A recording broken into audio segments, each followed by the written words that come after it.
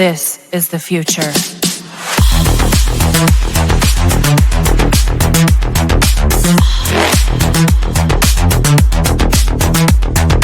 Evolution.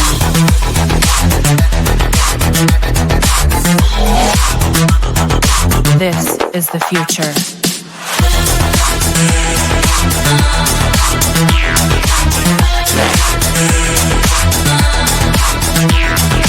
Evolution.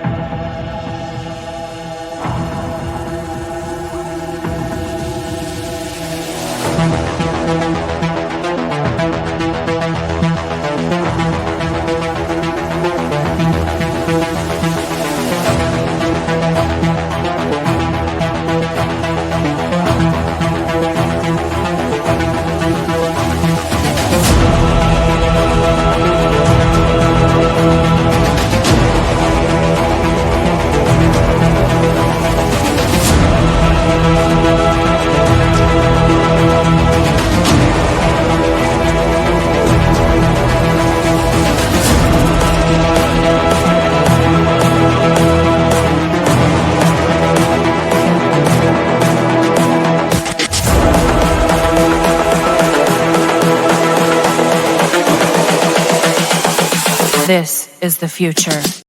Hey guys, how's it going? Matt from Foulball Productions here. Thank you so much for joining me today. I hope that you're doing well, because I'm doing phenomenally. Thank you very much. This is the 64th episode of the MFer Podcast, and I'm glad that you're here. I'm glad that you're here hanging out with me on this wacky show.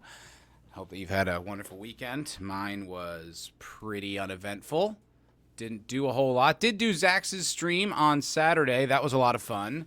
Got wild. We hung out, caught up with good old Ruben Christopher Haynes, and that was interesting. It's a lot of fun.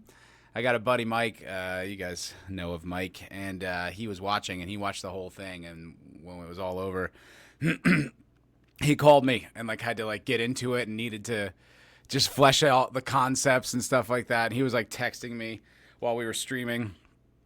Oh, check out Ruben's Twitter and check out her Twitter and just he just got all caught up in the saga.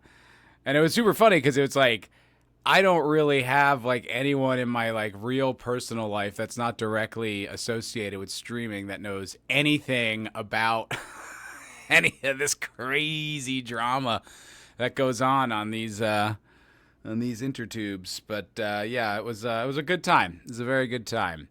Other than that, I'm all caught up on Severance. Man, they had a big one this weekend. I might watch it again. So much happened. Such big reveals. Won't spoil, but it was a lot went on. That was really cool. And played this new video game called, it's not new, it's new to me, called The Long Dark. It's a survival game, but there's also telling a story. It's fun. I like it a lot. I'm really getting into it. And then other than that, there was just... just a lot of news. A lot of news over the past week. But before we get into that, I'll say hello to the chat. Hello, chat. Low Spec, Linux Gaming. Hello. I'll say laptop, but it's not that anymore. Hello. Good to see you, Sarah. What up, what up? Big Ship, on time, but somehow still gay. I disagree with that characterization. I don't feel that that's accurate at all. I don't think that's accurate. But good to see you. Ascension Dildo. What's up, dude? What's up, Westoids? What's going on? How you doing, bro? How you doing? Listless Receptionist, what is up? Oh, you didn't see it? Oh, my God. OG, you missed it. It was so much fun. Yeah, it was basically we did some other stuff, but it was basically 3 hours of talking with Ruben. And,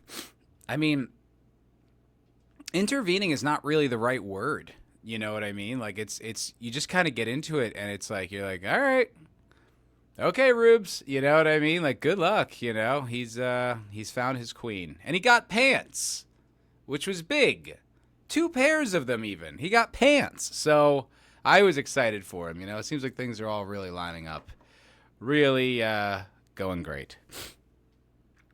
So, guess we should get into it. Lot of news.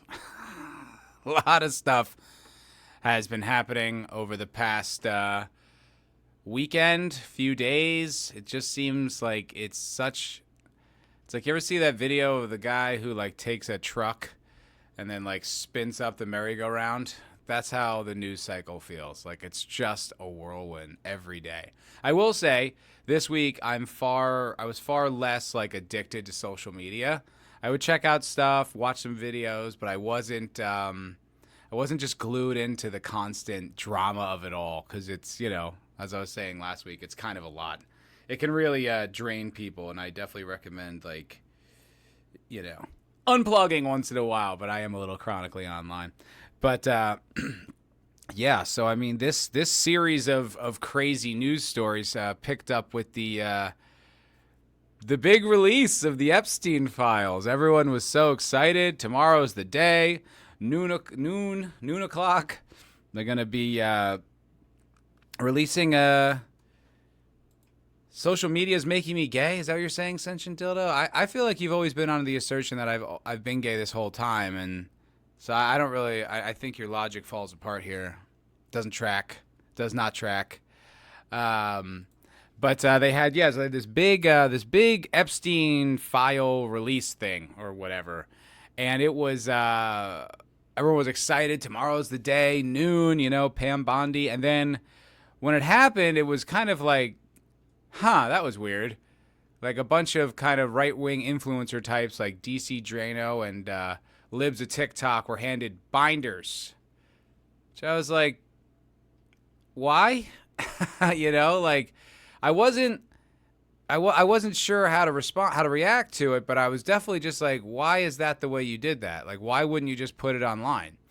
You know, everything about this administration is that they've been really transparent, and I've liked that about them. But like, why would that be the way you handled it? And then what? They're gonna like leak information? It's just so weird. And then eventually, in the end of the day, they did, but it was turned out to be absolutely nothing. It was just, I think, essentially, it was everything we already knew. In fact, like Sentient Dildo was asking, heard it was all redacted. Well, that's the funny thing is like there was redacted stuff that was already public. So you just looked at the redacted thing and then you're like, well, here's the image of the thing I already have that isn't redacted.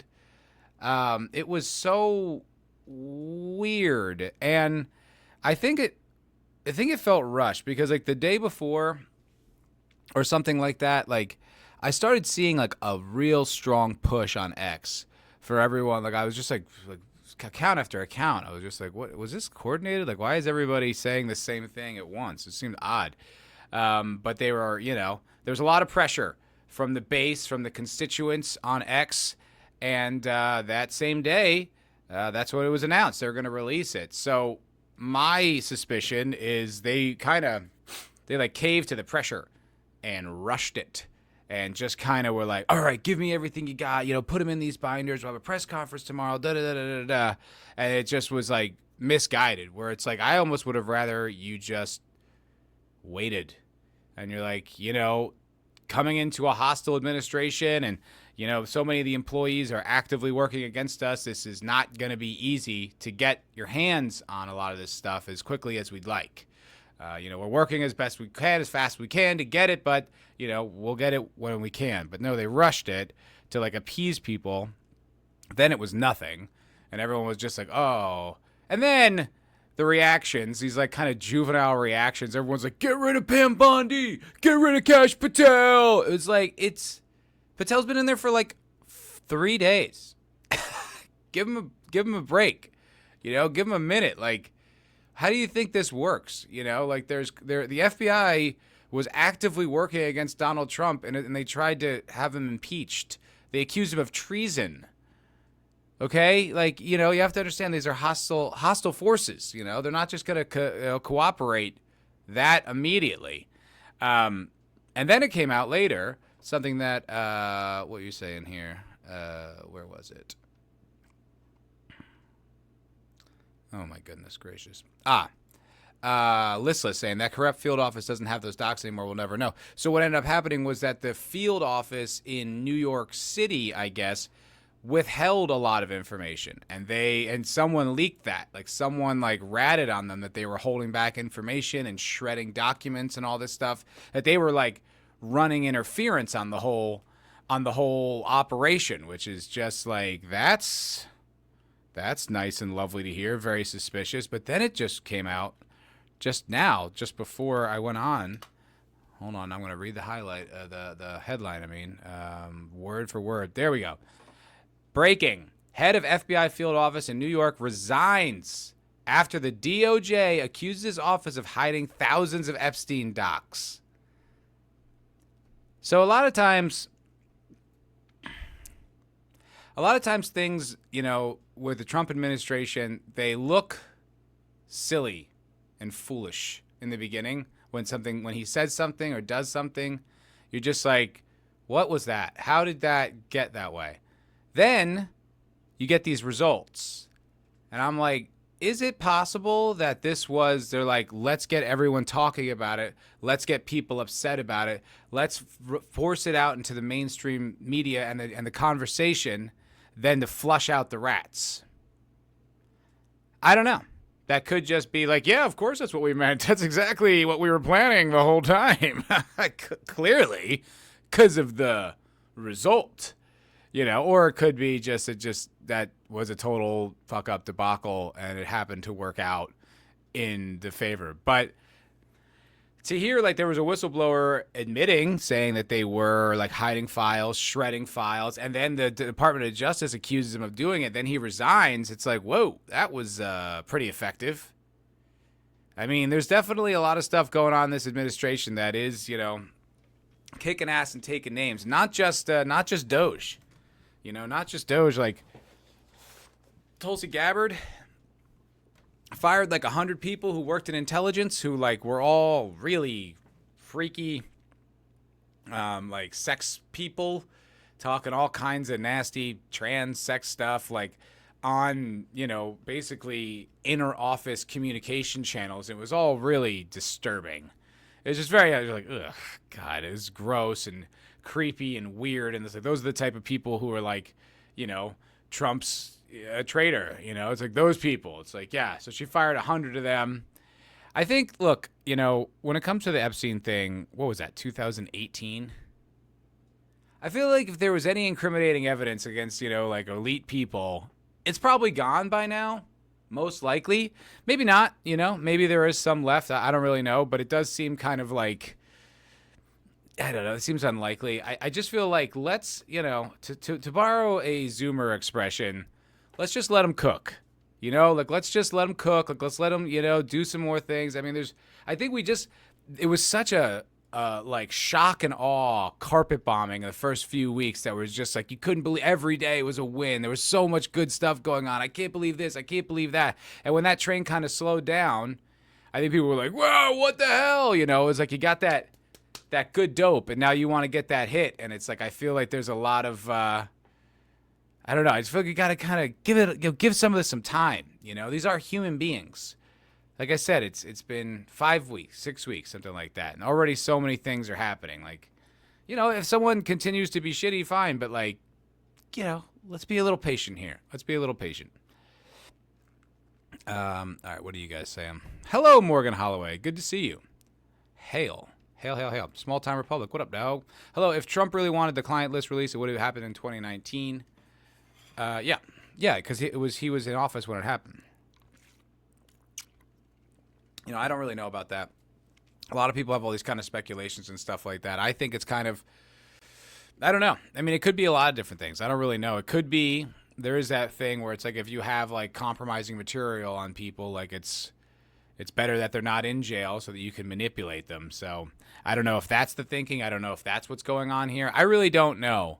I do think it's pretty insane, and I don't know. I want to say that the people in office are doing their best and have their best intentions, but with something like this, I don't know. It's kind of hard. You do want some like perfect transparency. Morgan Holloway, that Epstein file phase 1 was basically a nothing burger. Yeah. And then it just completely vanished from the narrative the next day when the whole Zelensky thing happened. So, yeah, it was crazy. It was like all anyone was talking about, and then no one was talking about it. Listless. I saw something about the live action Inspector Gadget, the adventures of an adult man and an underage girl and a talking dog. I don't get it. You'd say, wait, is this a joke? I don't know. I'm not sure. You saw something. Is this related to the Epstein? I don't get it. I'm not sure what you're talking about. Cedric Dildo. Not sure if the base is aware, but there's a tiny bit of pretty important geopolitics happening right now. Yeah, no, that's what I mean. Like everyone's talking about that right now. Like that's what just totally swallowed up the Epstein story. Just vanished. Went away. Completely disappeared. Absolutely not part of the conversation at all. It was pretty, it was kind of wild. I was like, wow, that's all you guys were talking about yesterday, and now it's all you're talking about is this Zelensky thing. Pretty wild. Listless. And that was not Pam B or Cash's fault. They didn't know. I don't think so either. I would kind of, but I think they rushed it. You know, they probably should have taken their time, is what I think they should have done. You know what I mean? They shouldn't have been like so, they shouldn't have just bent so fast. But like I said, maybe it was a little 4D chess move. Maybe it's like, all right, let's just flush this out there. Maybe that's why they gave it to the influencers. So the influencers would go make a big stink. Then it would shine a light on the field office in New York, and then got the guy fired, I guess, or he resigned. Could be that. What's up, Alessandro? What's up, brother? Having a glass of Muscadet. Listen to my guy. Saluto, Americano. Saluto. What's up, brother? Good to see you. Cotton Ministries, fuck them all. If they don't release it, it just proves they're in on it. I don't give a fuck. I'm not a Trump worshiper. Well, I am, okay? I have a shrine right over there with a MAGA hat and an iPhone that's always got Twitter on it and a gold bar. I worship at the Trump shrine every day. Every day. Trust the plan, Wook. I mean, a little bit. It is a weird one, but like I said, I mean, it's been in the hands of people who are so corrupted and so anti-America and the globo homo thing. I just can't imagine that I can't imagine there's anything left. Like, I don't know. Maybe you're just I don't know why you'd even hold on to it. But anyway. What do we want? We don't know. When do we want it? Right now. Yeah, that's exactly right. Morgan Holloway, I don't think they're all involved, but there's too many powerful individuals involved scrambling to cover their asses. Yeah, that's probably a lot to do with it. And plus, like I said, like this is compromising information that, you know, the deep state can use to bend people to its will. I don't think they necessarily want to give it up. You know? And also, a lot of people would have drawn the connection that Ghislaine Maxwell is, her father was Mossad. You know what I mean? And so, very likely for a foreign country's interest, which, you know, all the things I will say I like about Trump, the one thing I haven't seen him really be very strong on is this old Bibi Netanyahu over there. Kind of doing a lot of what he wants. And, you know, a lot of people have been noticing that, pointing it out. So, you know, there's that connection too, which is suspicious. I mean, it's not conspiracy theory to say Ghislaine Maxwell's father was Mossad. He is, or was. I mean, that's just a fact. Yes, New York FBI chief stepped down. Yeah, I saw that. Yeah, I know the show Inspector Gadget. It's a cartoon. But were you making a joke, or were you saying that there was something in those files that was related to Inspector Gadget? I didn't get what that was. Matt bought back into the system, hook, line, and sinker. He'll be volunteering to bring democracy to Iran in no time. How do those two things connect? That I'm just like, maybe, you know what I mean? I'm just trying to speculate. Look, he's been right about a lot of things. Many, many things. Lots of things. No one's been more right about anything than me. So, I don't know. I'm just observing here. You know, I'm just connecting dots, stringing things together. I don't know. Do you really come here for my friggin' geopolitical piercing insight? I hope not. Hope you go to more reputable places than me. Exactly, Morgan. All hail God Emperor Trump. That's right. That's right. Cotton Industries. Why would we hold on to it? Maybe be our entire country is run by these sick fooks. Just a thought. Well, yeah. I mean, I think that is very likely. Yeah, I think that's a big. Yes, I think that's likely. But I don't know. There's a schism. There's a big schism. There's still the deep state, and I don't think the Trump administration, MAGA people, are part of that. I don't know. I don't really know. I was making a joke about the substance of Inspector Gadget. Okay, that's what I thought, but I genuinely wasn't sure. I was like, was there really something about Inspector Gadget in the Epstein files? I don't know. It's not MAGA anymore. Now the hats are Keep America Great. Let's go. Yes, man, I'm here to hear your solution for the Congo situation. Yeah, I've got so many thoughts on that. So many. Actually, none. I just kind of learned it's happening. That's about all I know, is that it's happening. I don't have any other information on it other than that. I don't know. Low spec. This was so funny. I'm just disappointed he hasn't renamed the Milky Way to the American Way yet. Yeah, it's coming around the corner. The Gulf of America. Brilliant. Okay, so then the next day, like I said, Zelensky comes to the White House. I guess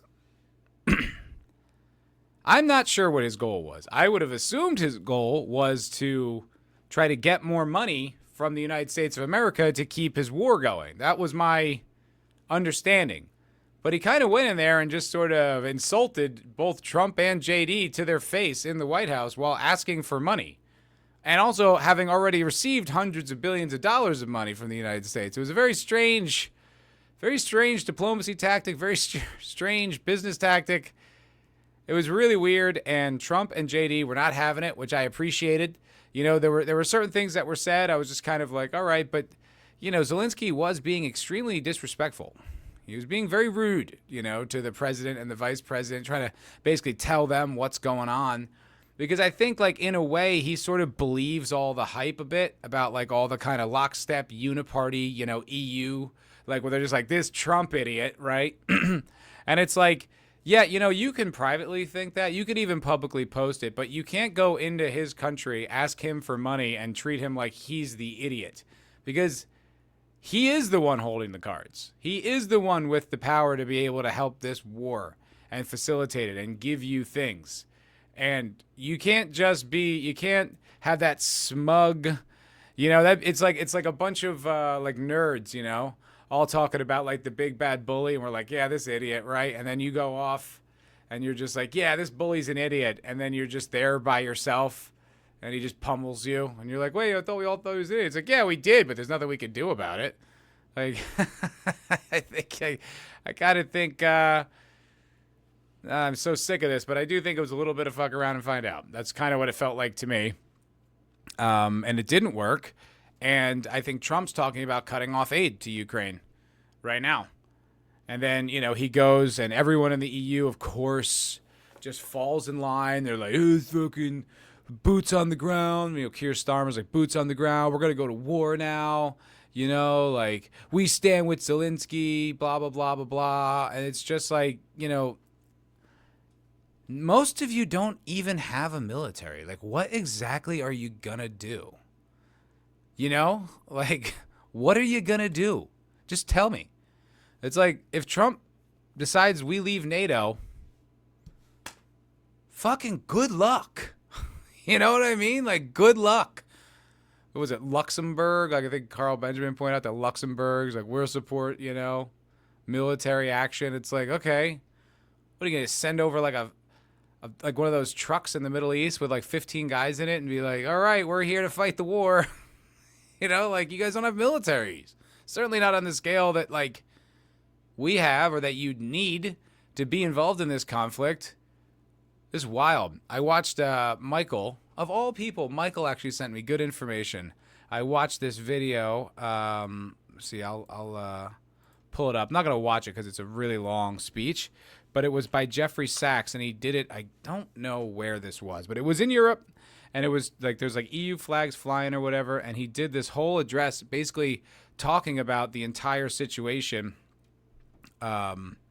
in the with Russia, with Ukraine, and kind of the history of it, and how like it's not what they're selling you. Like it's not what they're selling you at all. It's this whole thing that goes back for years with like bad foreign policy of the United States since the early 90s. And I've heard some of this because of Dave Smith had on that guy, Scott Horton, who wrote a book called Provoked, which is basically about this entire conflict. And I was like suspicious, like when Mike sent this to me and I see the EU flags and it was just like, after this whole Zelensky thing, but this guy just like lights it up. He just lights it up and lays out exactly what the hell's going on here, and just how much like Russia's just keep giving the middle finger to Russia, making agreements with him, and then being like, nah, go fuck yourself, not living up to them.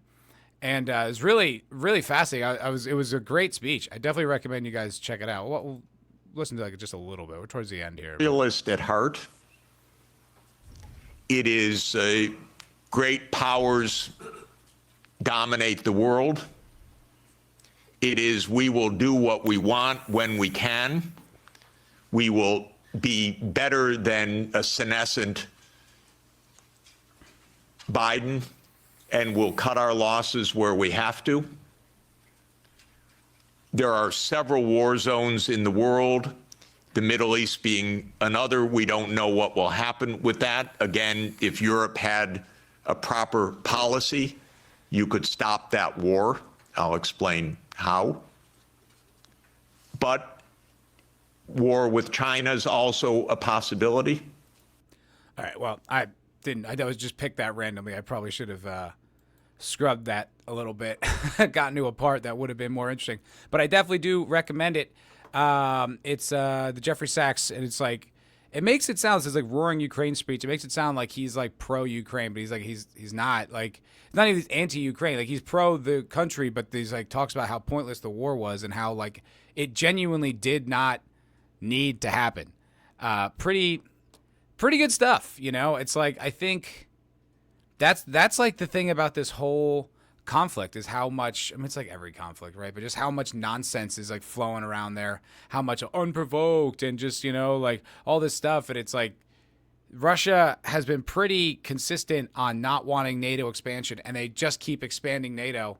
And then like, they're like, all right, now we're going to bring in Ukraine. It's like, you're going to start a world war. He has nukes. Like, what are we doing? This is just going to be endless now? It's like Europe's so concerned about their protection. It's like, all right, stop poking the bear. You know what I mean? You guys are so concerned about your safety. Stop poking the friggin' bear. I don't know. But then again, I'm not all that well versed on this stuff. But I did smell a rat. I did think there was absolute nonsense. What are you guys saying here? Like a bunch of globalist fucktard bankers from the EU will win this. Yeah, exactly right. Yeah, I saw Carl Benjamin tweet something too, and it's just like, oh, Europe's ready to fight, and it's just like, and he goes, none of the women who run these European countries are gonna fight. So it's like, I don't want to hear it. Like, it bugs me. It's like, yeah, hell yeah. Such a deal. Somehow my retarded government got in front of all this. We've been arming since Trump's first term. Well, hey, then you can defend yourself if you need it. Hopefully we don't, though. I would like peace. I think peace. Let's give peace a chance, y'all. Let's give peace a chance. Okay, that was the point. Leave the EU to deal with the war while U.S. focuses on China. I'm loving it. Gonna enjoy watching the EU bureaucrat fucktards fuck everything up. Yeah, well, they cannot stop stepping on their dicks. No, they cannot. Listless says, hey now, Canada was able to promise now defunct F-16 flight simulators and some junky trucks. Well, okay, excuse me, my mistake. Maybe some Mounties, maybe some hockey players, you know what I mean? It is cold. They could skate up there, fucking, high stick them. No rules there. You can high stick, you can hook, you can do anything you want. Yeah, it is. I do think it's so funny. All these European countries talking tough, and all these kind of like, I feel like Canada is kind of like a European country, even though it's like North America. They feel like they still have that like kind of like kind of energy. But none of them have any capability of defending themselves or doing like backing up anything they're saying. It's like, shut up, stop talking. Step taken. All of a sudden, Viktor Orban seems like a sensible individual. Don't know who that is, but I bet that was a great point. They went after his ass hard in the EU when he said the peace deal words. Yeah, I know. I don't get it. Like, I don't know what it's like. So you guys just want the war to continue? I don't know. It's a bunch of happy horse shit. It's a bunch of happy horse shit. But you know what's not happy horse shit, guys? Okay, so I actually have a sponsor for this show, if you can believe it. I'm partnered with a supplement known as Magic Mind. If you guys never heard of it, I'd heard about it. I didn't really know much about it. I'd certainly never had it. But they reached out to me and they're like, "Hey, listen, we like your podcast." I think they're lying about that, but I think that they're a good company. But they're like, we'd like to be a partner with you. We'll send you this sample, try it for free, see if you like it. If you do, we can go from there. And I was like, okay. I mean, it was completely no investment on my end, so I was like, all right. So they sent me a sample, and it's this Magic Mind. It's like these little, they call them mental performance shots. They're like this little green shot with like matcha tea and like a bunch, like 200 or some odd ingredients and stuff like that. Let me see. I actually have the information here somewhere. Yeah, it's got like these types of mushrooms. It's all like organically grown in California. And the idea is that you take these shots every morning, which I've been doing, just have it like with my coffee. It's not supposed to replace your coffee. It's just a shot to help you. And it's supposed to encourage your creativity. I got to be honest. I feel like it's working. I've been taking them every morning. And I was watching The Expanse like a few weeks ago, and I was just watching it. And man, I swear, all these ideas for videos just started hitting me like a wave, just like one after the other. And I just got so excited to like make videos. I've been editing one like all weekend, and I'm just like, it got me like, it hit me, and all of a sudden I feel like more creative. So it's like, in my personal experience, I feel like it works. So if you guys want to try it out, it's a really easy thing. There's a link in the description. Just use the code Foulball20. It's 20% off your first, if you do, wait, hold it. So, okay, it gets you 40, if you do a subscription, it's 48% off. So that's like half. It's like free. And then if it's your first time, it's 20% off. And if you don't like it, I think for a time of 100 days, you can just send it back. No questions asked, no nonsense. There's zero risk, folks. So I recommend you guys give it a shot. Give it a shot. I am shilling to you, Central Dildo, but I do like the product. So go give it a shot. Code Foulball20. Link in the description. Go from there. Let's go back to your crazy chats. EU Butocrats wanted an EU army for a very long time. All this is giving them an excuse to finally do it. They'll fuck it up. It'll be hilarious. UK, France, Germany working together. Yeah, I don't know. I think the whole thing is just kind of like, it's like there's not a single person, not a single leader or country that has a different opinion there at all. Not one little bit. No one disagrees with that. It's crazy. I don't really know. It's crazy. It's like, okay, guys. Well, good luck with all that. You guys got it from there, I guess, huh? We'll go fuck ourselves? Okay, we'll go fuck ourselves. See you later. See you later, folks. Okay. Did you guys see that Hassan Piker got banned from Twitch? I saw that. That made me laugh. Hassan Piker got banned from Twitch for did he threaten to kill someone, or did he let me see, I actually have the article here. It was like a senator that he like threatened or wished death upon, and then he got banned. Oopsie Hassan. Oopsie Hassan. Let me see here. Oh my god, so many pop-ups. Hold on. Oh my word. All right. Okay. Twitch streamer Hassan has been banned from the platform just days after making a controversial statement, comments towards a U.S. senator. With nearly 3 million followers on Twitch, Hassan has become one of the biggest names on the Amazon-owned platform, thanks to his just chatting streams and occasional gameplay. Over 30,000 viewers, blah, blah, blah. Wait, what did he say? Wait, I saw this clip. What did Hassan say? He said something like, it was It was very blunt. It was something you absolutely shouldn't fucking say. Okay.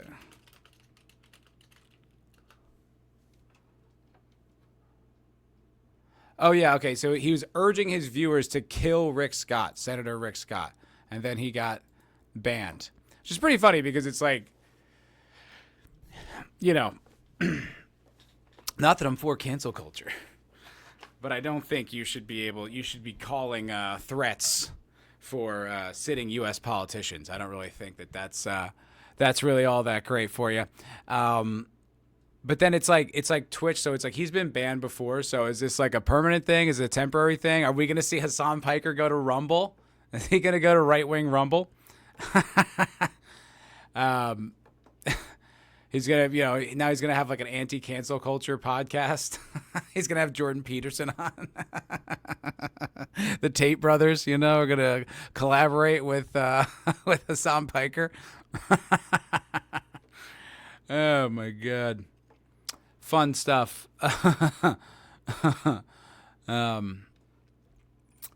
He should get censored for making deletion threats. Yes, I agree with that. I think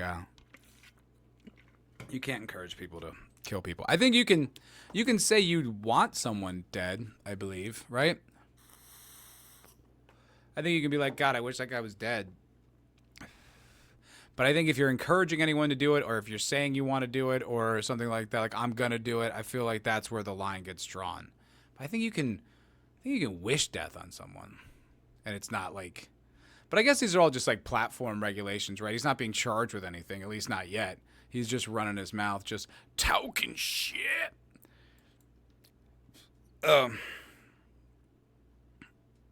Wait, what is this, Senchadillo? Let me learn you on how EU politics work. Only opinions that truly matter must come from Germany or France.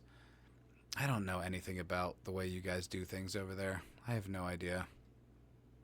I mean, I understand Germany's like the kind of center hub of like the entire organization there. But I don't know. I don't really know. I don't really care. You know what I mean? I'm not all that interested. The reason why I care about Ukraine or whatever, why we're talking about it, is because it's like, well, we're sending millions of dollars over there. You know what I mean? Like, it's lots of money. Billions and billions and billions. And it's like, I would love us to stop this sort of like globalist empire spanning thing that we're doing. I don't know. I'm over it. I'm absolutely over it. I'd love to see Piker get on the right wing slop grift treadmill. I would love that so much. He's going to come out with an NFT and a meme coin. That would be fantastic. Cotton Ministry said Sam Hyde got away with it when it was directed at Piker. I don't know about that. That's new to me. I'm not really sure. I don't know. Let's stop, let's not threaten people's lives. All right? We can talk how shit they are and all this stuff, but like, you don't have to. Come on, what are you doing here? What are you doing here? Oh, that was an interesting thing that I was listening to someone talk about. That guy, Luigi Mangione, the guy who shot that CEO. Like, that guy, it was weird. Like, that guy wasn't even. I always assumed that particular CEO had screwed him over in particular, but apparently not. Apparently, he didn't even have health insurance like with that company. He just like took it upon himself to just go wipe out that guy. That's even crazier. I thought it was like he had a direct grudge.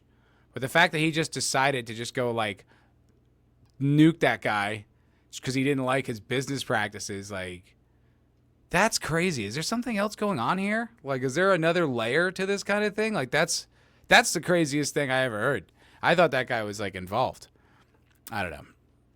Is he still not sentenced? I don't know.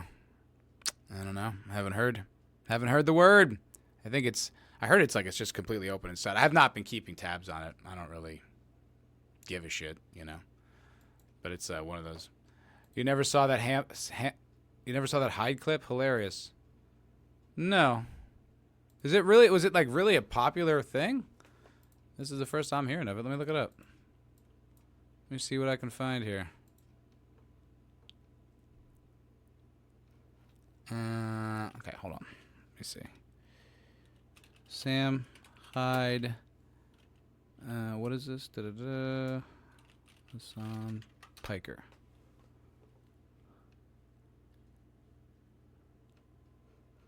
Oh, is he like wrestling or something like that? Okay, hold on. I swear I don't know this. Call out in the heavyweight division. Oh, you know it, lad. You know that, Hassan Piker. I'm coming to kill you in Los Angeles at your house. Or in the ring. No, in real life. I'm going to stalk him and become obsessed with him and wear his makeup and his dresses and use his skin as a coat like the ancient Irish did. Well, that's your winner, Sam Hyde! Bloody. No, I've never seen that before. No, in real life.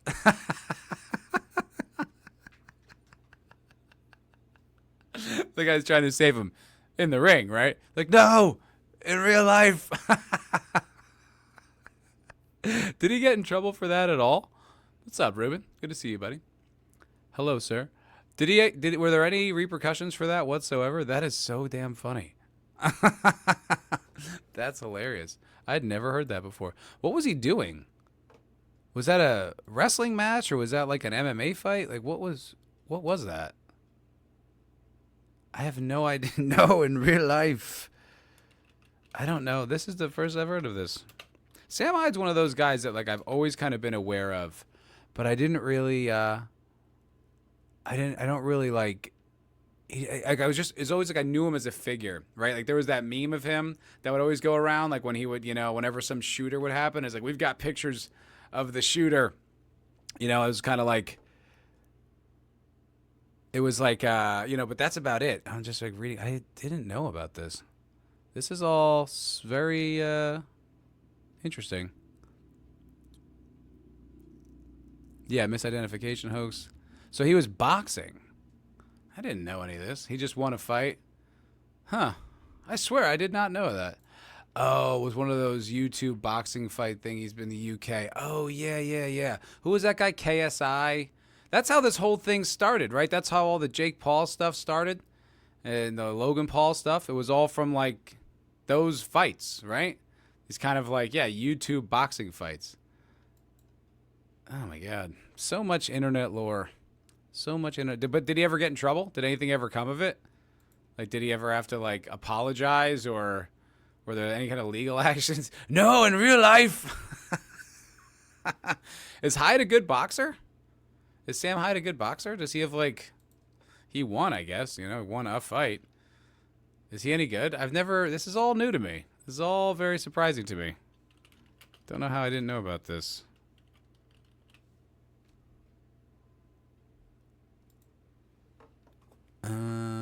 Heavyweights collide.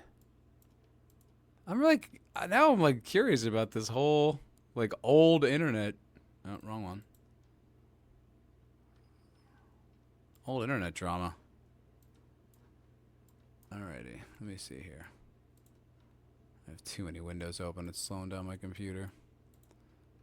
My word. My word.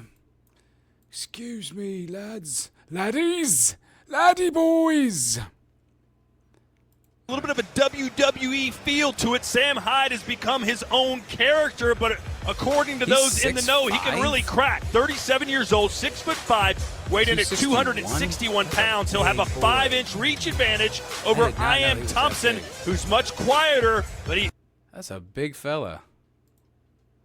Us to the point of really not being able to even hold their hands up soon. It's getting pretty tired in there. Well, there it is again, another swing and a miss, but then he connected there. Nice! Good right hand! Finally! And there's the left as well. Oh, he won this fight?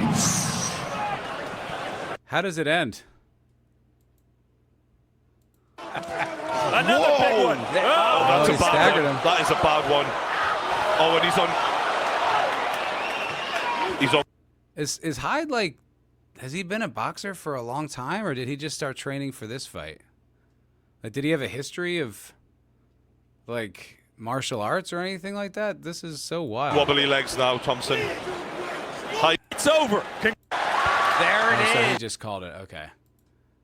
Yeah, it's so funny. Like, whenever you, like, have those fights, you're like, oh, wouldn't it be so cool? Like, Luis J. Gomez had a fight like in the octagon, did like an MMA fight, and it's like you realize like how elite like actual combat athletes are, because it's like they're gassed. Like most people are gassed by the first round, you know, and then the rest of it is just like hanging on for dear life because it's so exhausting. It's you can't even understand how exhausting it is until you try it.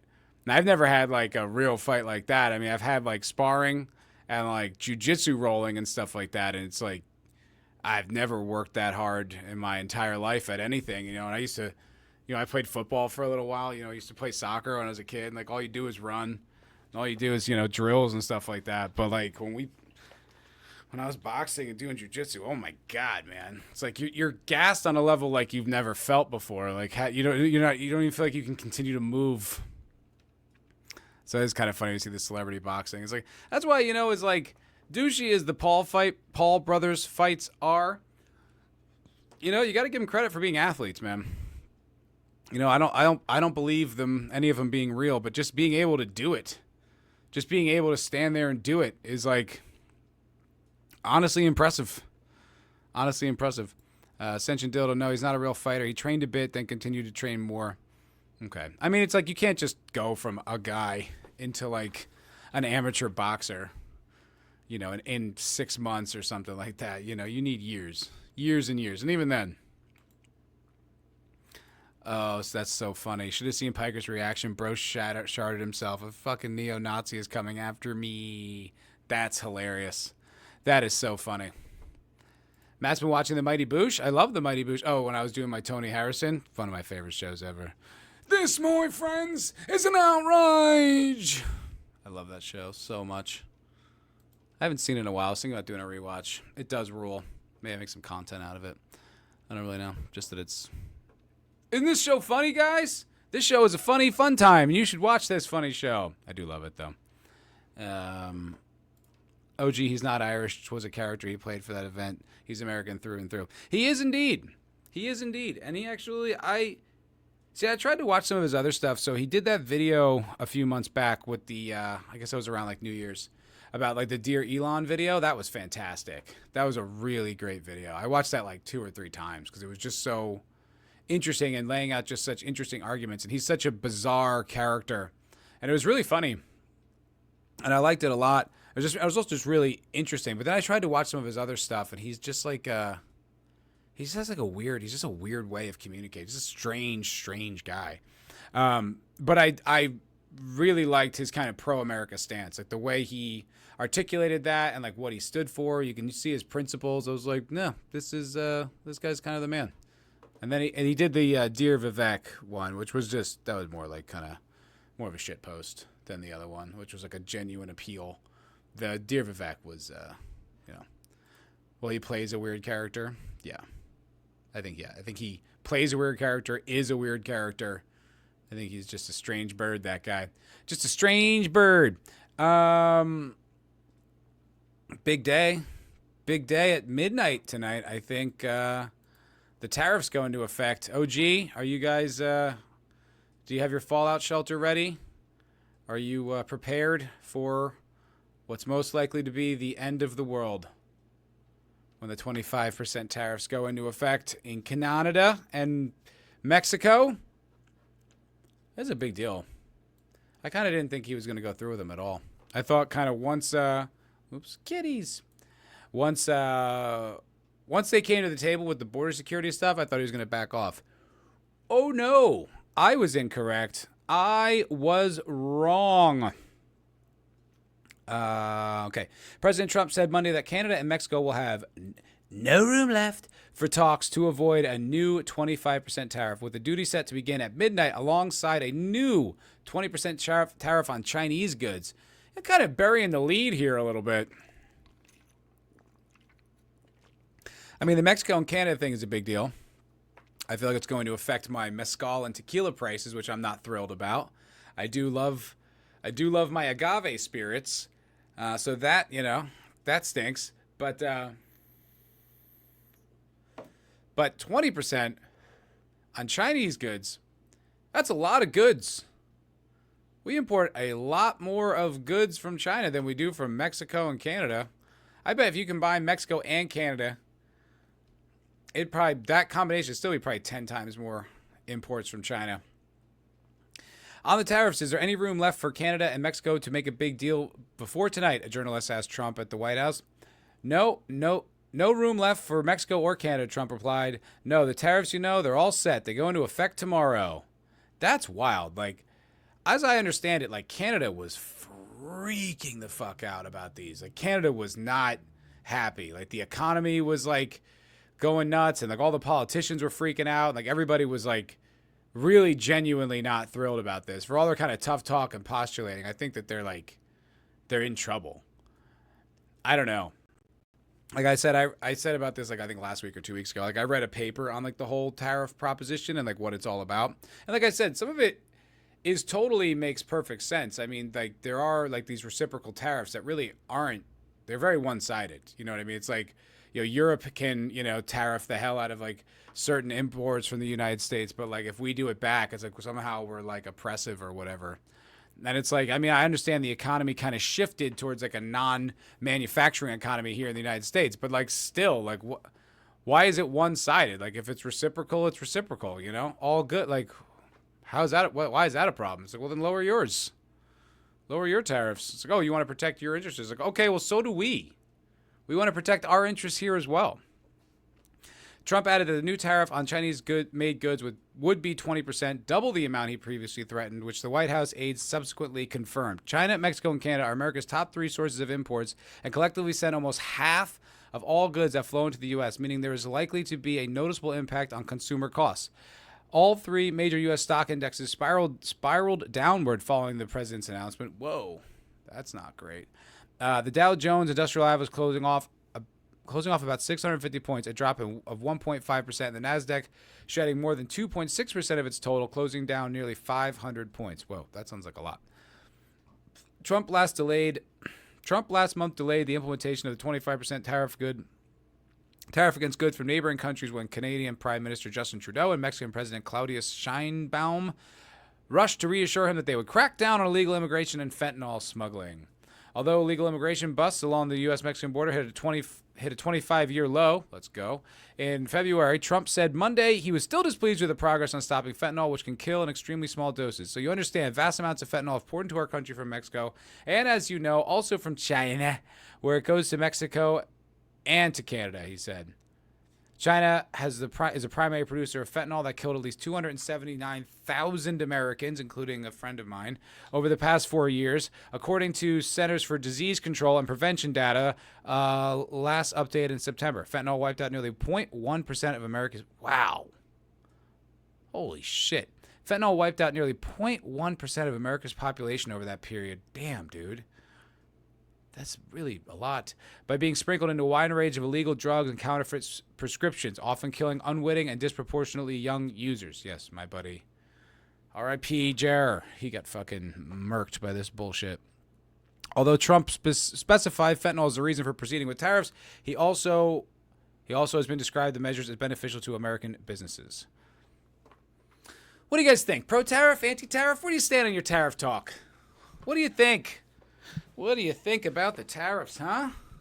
You tell me, guys. Put your comments down below in the chat. What do you got here? Okay. Cotton. Hello. What's up, Zach? Good to see you, brother. Good to see you, pal. Okay. I know a bunch of pot-growing Canadian nationalists, and I can tell you for certain they're not happy about the tariffs. Okay, Zax is here as well. We have more Canadian representation who can let us know. Listless, Canada's freaking out about it. I'm not personally, because it is what it is. I feel like there's that kind of like part of Canadian populace who's just kind of like, all right, get fucked. We didn't like all this gay shit. We had a problem with it. You called us all Nazis. All right, well, good luck. Good luck with everything now. Very Canadian. It's great having a president with a backbone. It really is. It does rule indeed. Well, they should have a think and become the 51st state. Yeah. Abso-friggin-lutely. I think that's just like such a funny troll. I think Listless and Zax are right. It's like there's a lot of libs there that we'd be bringing in, talk about importing votes, like how the Democrats are importing votes for like the elections for the Democrats. It's like, well, we'd be importing a whole lot of libs that way. Oh my God. I think they'd freak out. I think there'd be like riots and shit. I don't really think it would work out. Now, have you ever seen what the tariffs are like that Canada puts on the U.S. now? It's wild. Yeah, I know. That's what I mean. Like, it's really one-sided. It's like if we do it, suddenly we're bad people. It's like, that's not right. But I guess a lot of it has to do, I was reading, it had a lot to do with like reserve currency. So a lot of banks, a lot of like national banks, they take the reserve currency of the United States of America, and now that doesn't inflate the same way that like our currency inflates. So while they're like getting richer on our money while we're getting poorer, I think, as I understand it, which I don't think I do, but I'm pretty sure that's what the situation is, and that's like why he wanted to implement a lot of this, I believe. Good. Tariff, the shite out of everybody. Free markets are a delusion. Sadly they are. Sadly. Damn, a 20% increase in fermented soybean paste? Intolerable. What's next? Higher fish head prices? I mean, we do import a lot of goods from China, brother. A whole lot. So many. We're going to see. We're going to see how it goes. I don't know.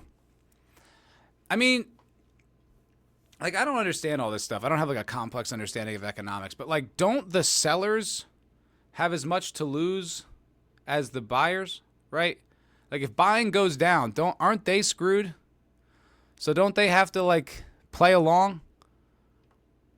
I don't know. I feel like there's more to it than just like, prices are going up. That's all there is. It's not a good look for us. They found another fence super lab last week in British Columbia. Whoa. Didn't know that. Hadn't heard that. That's no good. That's no good. Then makes Mexico 52nd and balance it all out. Jesus Christ. Just take over all of North America? I'm good on that, actually. I'm okay on taking over all of North America, Zax. Most people don't understand tariffs, including me. I do know the U.S. government released a report saying that 0.02% of fentanyl comes through Canada, so probably not about fentanyl for us. Well, I think that was only part of it. I think the whole fentanyl thing was just like a part of the entire... It wasn't just purely about... It wasn't just purely about fentanyl and immigration. A lot of it really is just sort of long-term economic growth. And I think a lot of, Trump's ideas, like he wants to enrich the wealth of Americans. And by doing so, he'll like basically tax other countries for their trade instead of like taxing individual Americans for their income. I mean, that's what he says anyway. We'll see. Absorb both and call it America Prime. Hell yeah. Let's go! Mega America. I'm with it. Be tough to get down from 0.02%, but it's nice to have goals. Zax, if you don't shoot for the, or you shoot for the moon, you land amongst the stars or whatever that is. Yeah. Alagabos, the Chinese make great air conditioning units that last 3 years max. No, I will say I don't like the fact that we are just flooded with so many shitty Chinese goods.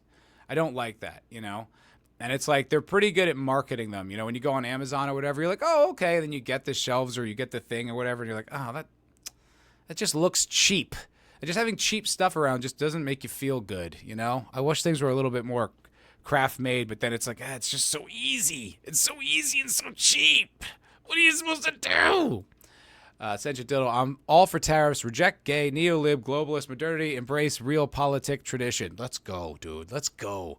What was it called? The Golden Age? Or what was there was like that time in America where it was like most prosperous in our history. Let's do that. Let's do that again. Later, low spec. Peace out, dog. Have a good one. It was also about terrorists, border security as a whole. I mean, yeah, listen, the border security thing is no joke. Although I never felt like the Canadian border was very insecure, but I guess Trump had different information. I don't know. A whole continent having the First Amendment isn't a bad thing. Well, I agree with that.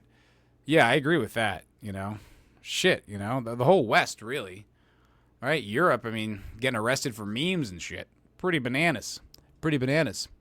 I can get behind Mega America, LMAO. Word. I think fentanyl was a pretext to make this emergency measure, but Trump's putting America first, and I respect that. We should be much more self-sufficient and fuck globalism. Fuck globalism, indeed. Yeah, absolutely. Well, I think a lot of it had to do with like self-reliance. You know, like America, like not having steel production anymore, not having like a timber industry and all these things. It's just kind of like you're relying on these neighbors. It's like, well, I hope that things, you know, stay good with them, or I hope that country doesn't have a huge, you know, collapse, and, you know, then we have a collapse, and it's just like we're all so dependent on each other. It's like, I don't know, I'd like to be a little bit more self-sufficient, so if something serious does go down, we're not just going to fall apart as a country. Like if we can't get imports. I don't know, but I know that we, you know, we import a lot of goods, a whole lot. I mean, I used to live in like, you know, the East Coast in New Jersey, and you could just see these endless yards of just shipping containers, just empty shipping containers that just, they're too cheap. It's like too expensive to send them back. So we just like have this surplus. Canadian border is very insecure. Again, gay PM with globalist policies. Yeah, I mean, it certainly sounds like it. It certainly sounds like it. What else here? What else here, guys? Just a reminder, though, this episode is brought to you by Magic Mind. I have a sponsor. I'm a big, serious podcaster now, guys. I have sponsors. So go get yours. 20% off. Magic Mind. In the description, unlock your mental potential. Okay? Do it. You'll be smarter, you'll be more creative, you'll be a more interesting person. I bet your chats will even improve in quality. There's no end to where to how this mental performance shot can help you out. So if you are a fan of this show, which I think you are, you know what I mean? Use the code down below. I think you could do it. I think you guys can. I think you're gonna love it. I do. Been using it every single day. I think it's pretty fun. Foulball 20 at checkout. You know what I mean? That's how you do it. That's how you do it, folks. That's how you get your mind magic. Go do it. Alrighty. What's the next one here? Oh, yeah. So, back to the tariff thing. This is so interesting to me. So, I talked about it last week, and it was the Apple investment that came into the country. Where are we? So Apple said they're going to do a $500 billion investment in the country. They're going to basically build new factories. And essentially, it's what Trump predicted or was hoping was going to be the outcome for this whole thing, right? It was that if we put this pressure on these other countries,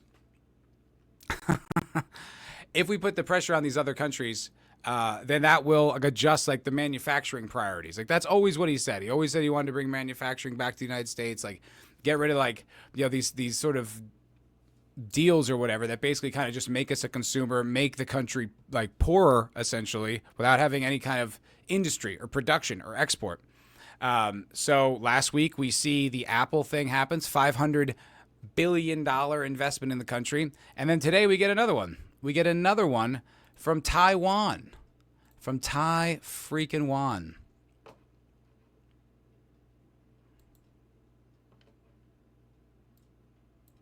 I think it was Taiwan. Today, Taiwan Semiconductor is announcing that they will be investing at least $100 billion in new capital in the United States over the next short period of time to build state-of-the-art semiconductor manufacturing facilities. I think mostly it's going to be in Arizona, which is what I understand, which is a great state. I like it because I want it, but I want most of them, actually. But we wanted big. The most powerful AI chips in the world will be made right here in America. Today, Taiwan Semiconductor is announced. Boom. Gets results, man. This is what I mean. It's when you hear Trump talk about some of this stuff, you're just kind of what the hell is this guy on about? What is this whole concept with tariffs and stuff like that? I would completely use them as a sponsor. I am a proud user of that product. I would absolutely do that. You reach out, Blue Chew.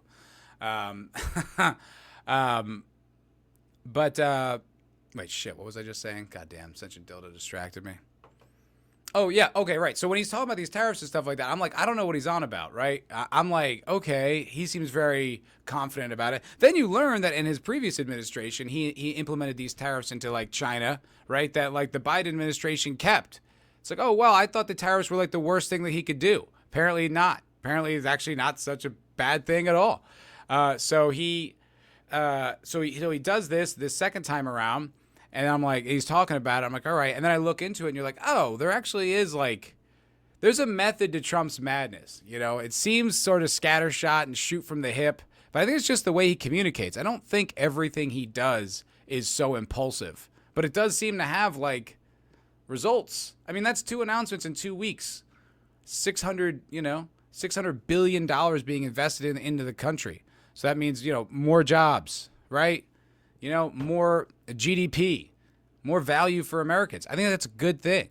So it might be bumpy for a little while with like the price of goods going up. I don't really know.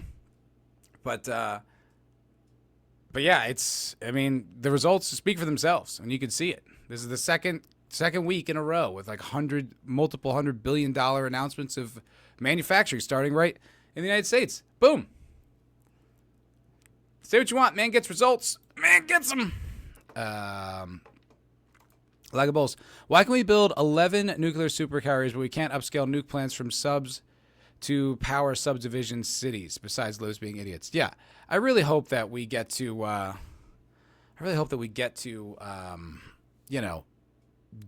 leaning into some more nuclear. I hope that the world does that. I think like more, like they all talk about like this sustainability, and it's like our energy needs are just going up, and nuclear just seems to be the most powerful, the most efficient, the most green, if you will. I would like to see that happen in this country too. I think that'd be great. I think that'd be fan-freaking-tastic. Wage work is oppression. That's true, but it's better than nothing. Obviously, I think we'd all like to be, richer, stuff like that, just like have like that cash money. But, if you can get like a good job that like earns, no, it's better than the service industry. I'll tell you that much, Jobs are good. What up, Janet Banana? Hail. Good to see you. Good to see you. All of our industry and production moved to Mexico and China after NAFTA. Now we sell our raw materials south and buy back the finished product. It's retarded. That is retarded. Yeah, Canada does some wacky stuff, dude. Canada's absolutely wacky stuff. It's like what that pipeline thing or whatever y'all have, but it's like you don't have it going across Canada, so it like comes into America and then back up onto like the west side of Canada. It's like, what? It's so crazy, man. It's just like, man, like it's how people, it's like these things just happen, and then like you just sort of like, oh, this is how it goes. It's just like, what if something happens? Like what if there's a problem? What if there's some kind of trade war between the two countries? Now it's like you're in trouble. I don't know. So crazy. I think everyone, such a product of this time is like everyone was born into like relative like comfort and like wealth, so to speak, and so you just don't really, I don't think a lot of people just don't really respect the fact that much of this, had to be built. It didn't just show up here, it was like a lot of infrastructure, and it's like there's lots of places where like, this doesn't necessarily have to happen like that. It could go away. It doesn't have to stay. I don't know. It kind of blows my mind. Listless.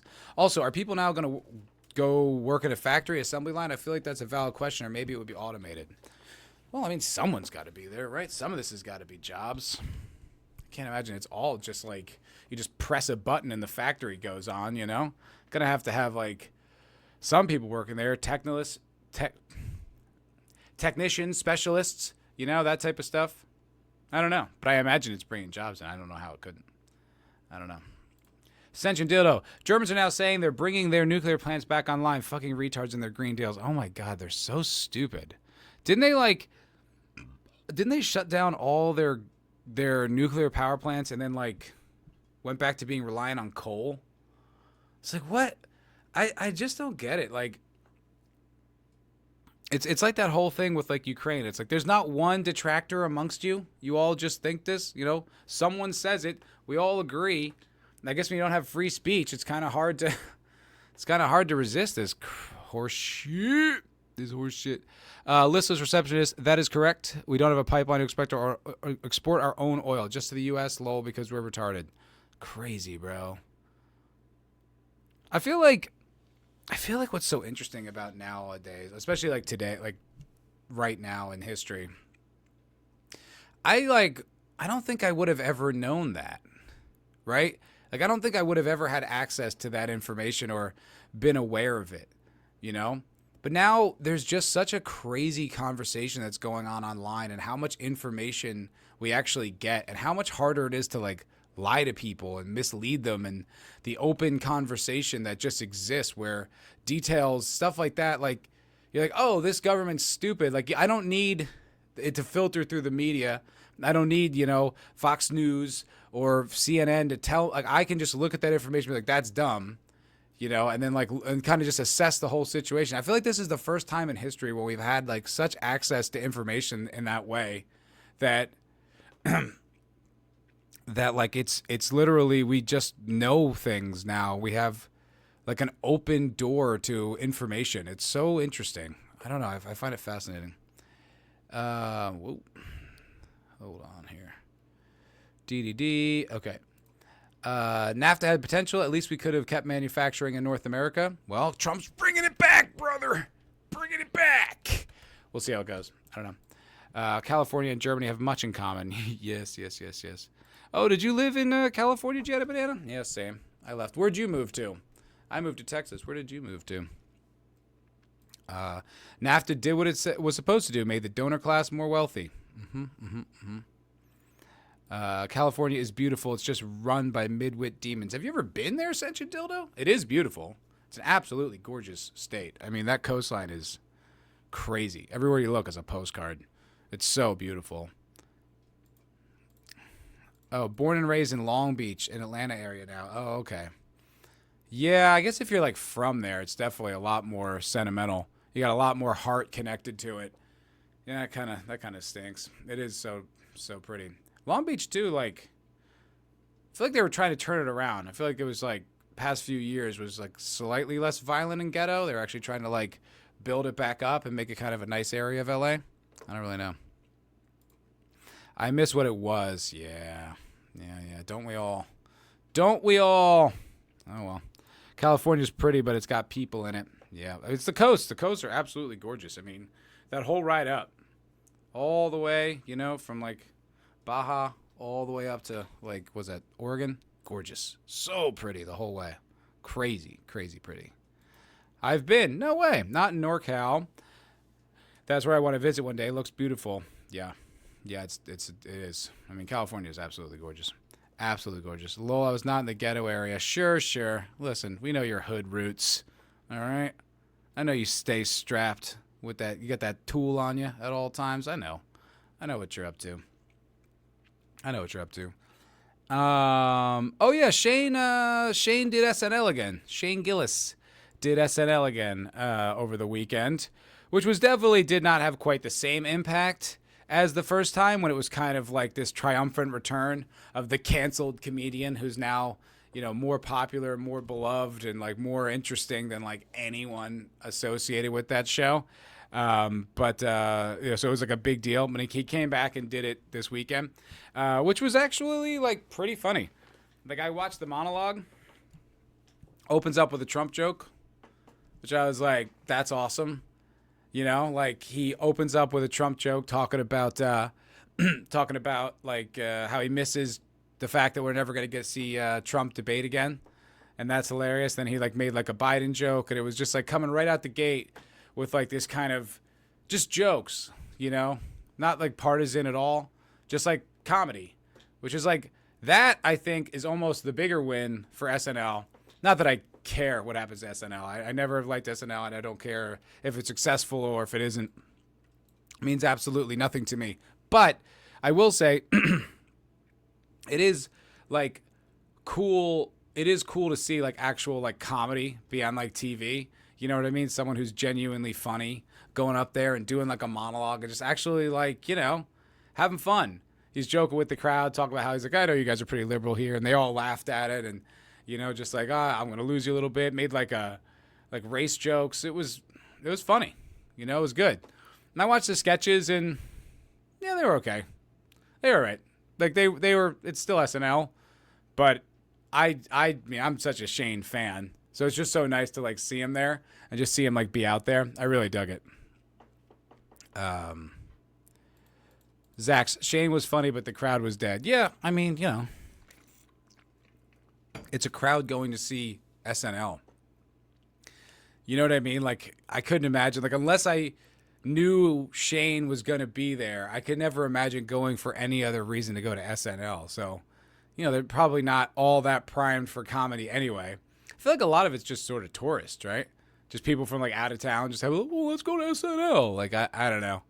But I was just happy to see it. I was just happy to see like actual comedy on TV, you know?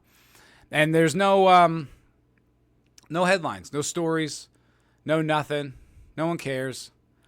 I mean, that's the thing, you know, I guess things are different now. I was gonna say no one ever cared, but they did. But things are different now. It's just kind of like the magic spell doesn't work. If you're like, oh, this guy said something offensive or racist, everyone's like, all right. Yeah, okay, cool. What else is new?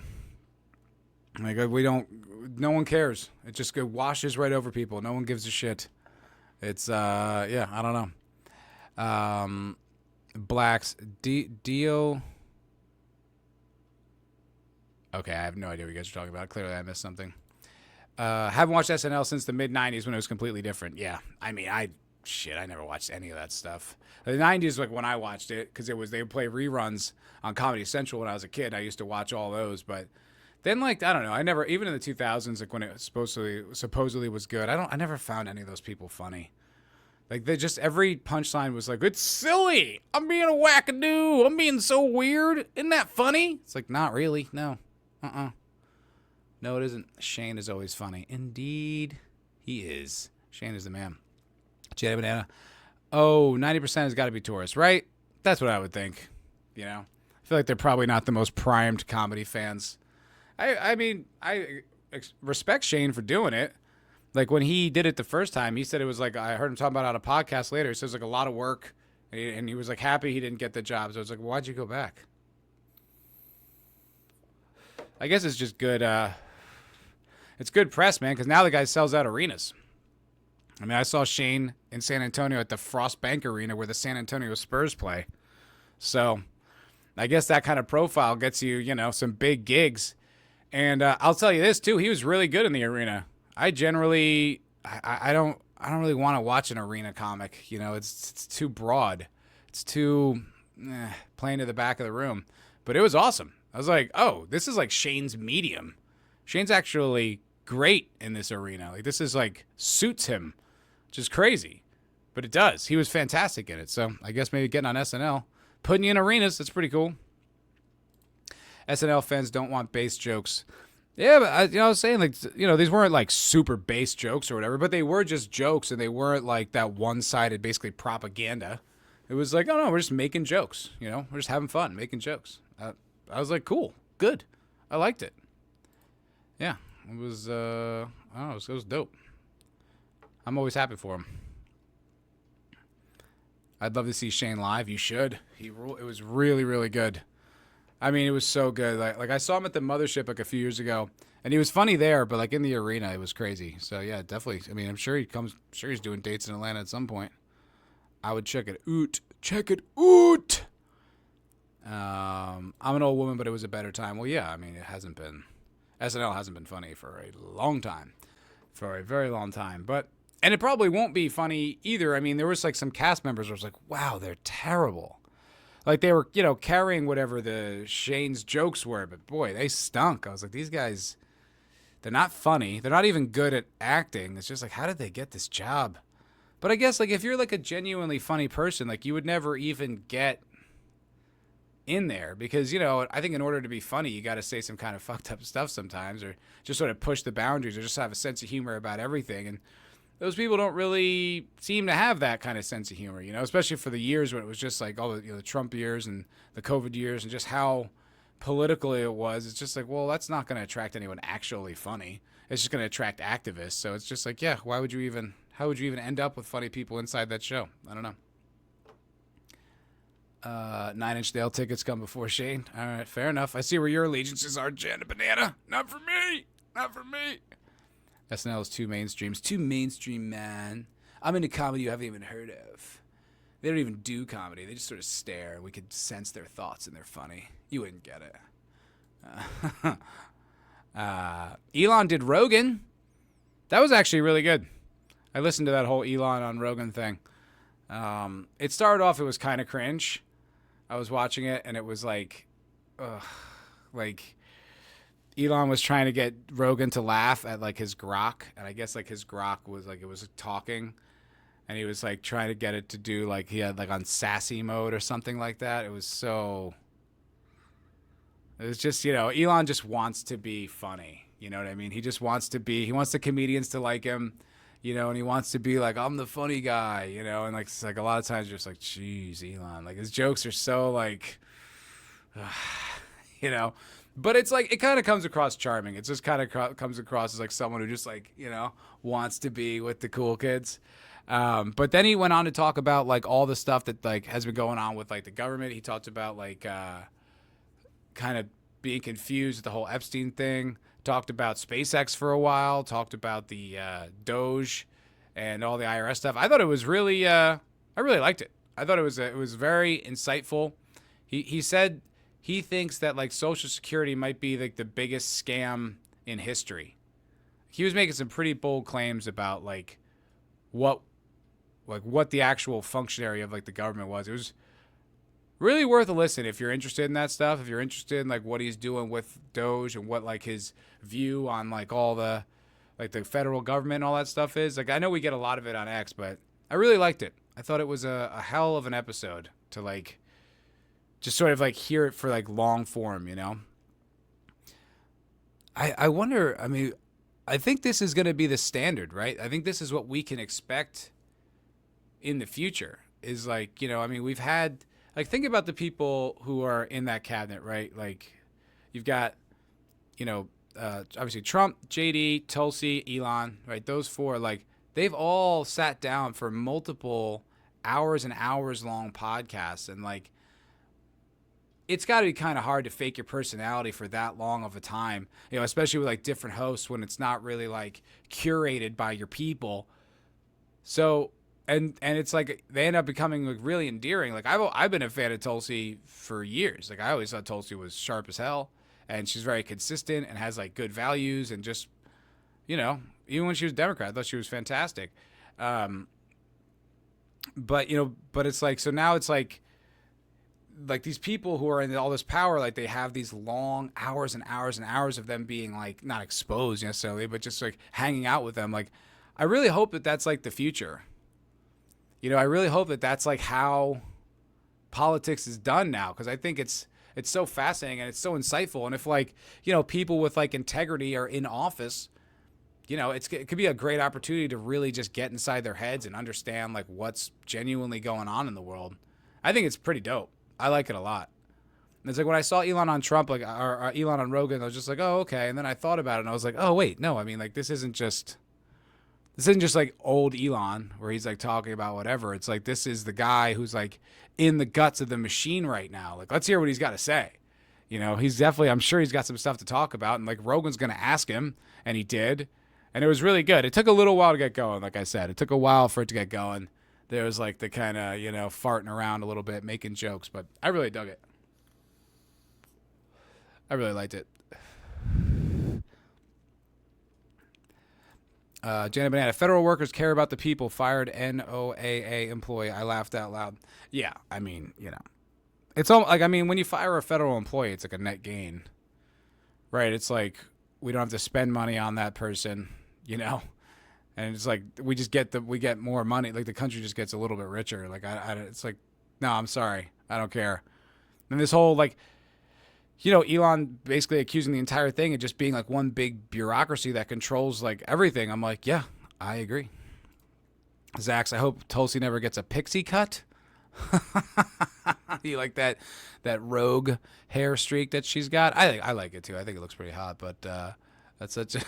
Was that on the table? Has that ever come up where she wants to get like a smart haircut? I don't know. Why shouldn't you audit the government, especially when it's grown too large? Yeah. Who, like, I never understood, like, who's on the other side of that? I never got that. It never made any sense to me. Century Diddle. Lagables. I've been to concerts there, film festivals too. What are we talking about? Also, I know secret entrance into. Okay, I don't know what you guys are. Whoa, wait. Whoa, you guys are having a spicy conversation. Social Security is a pyramid scheme as long as we keep printing money. Yeah. Well, that's what another thing he was saying about the debt was that, down the line, where it's like, we have all this national debt now, but we also have all these other obligations to Social Security that are not really factored in. So it's like, we think it's 34 trillion, but it's actually maybe double that. It's just like, this is so insane.